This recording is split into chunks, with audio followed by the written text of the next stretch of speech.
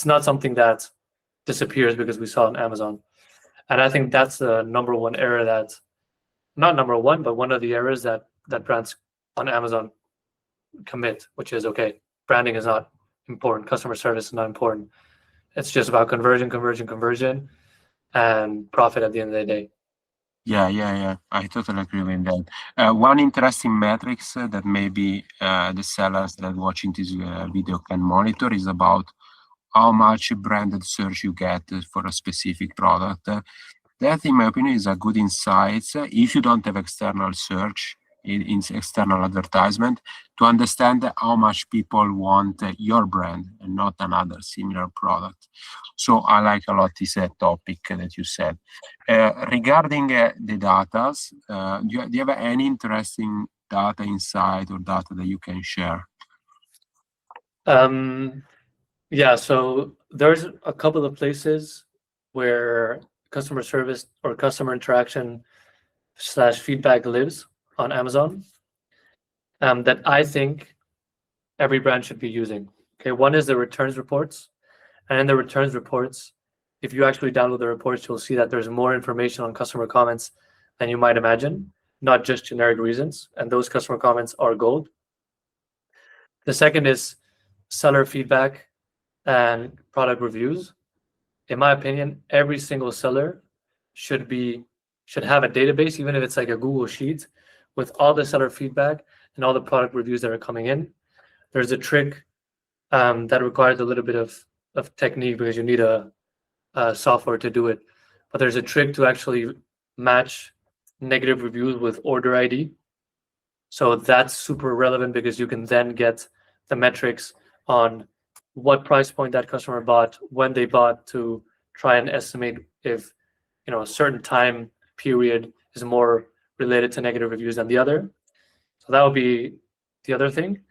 And the next one is just customer interaction. That's interesting. How do you do it? Because it's something that I think not many sellers know.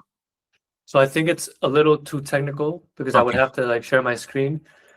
But what we can maybe do is record a video after this and put it in the description or something, like a Loom. So yeah. That would be interesting. So please continue. You were saying something other? No, the last one is just customer interactions. And a lot of Amazon brands also have a Shopify store, even if they don't sell on them, or have an insert with customer support email, which they shouldn't, but they do. And so all of those interactions, whether it's through email or through Amazon or through a ticket derived from negative, whatever it is, all tickets should also be used as data, because there's so much valuable information that you lose in the reviews, you lose from the returns, and you gain that enriched insights from just interacting with a customer and investigating further. So those are all the places where customer feedback data lives, and that you should definitely be using to improve products, listings, processes, batch control, looking at spikes in return rates related to one reason or negative reviews related to a reason. So it's something that should definitely be done on a weekly, monthly basis, but no longer than monthly. Yeah, I totally agree on that point. Actually, you get the best insights sometimes from the reviews, negative reviews, good reviews. A lot of things that we do sometimes is you take the negative reviews. I mean, we have a process with some stores that we work with. We take that information missing that caused the problem, and we put right into the bullet points or the images or the description multiple times sometimes, because we notice also that sometimes it doesn't matter what you write in the listing, but if you add an information multiple times in the listing, the negative review might happen less often. And the satisfaction of the client, because maybe some clients don't put the negative reviews, but these are not happy about your product, they return the product, and you never know. Yeah, exactly, because you never look, right? And if you don't look, how are you supposed to know?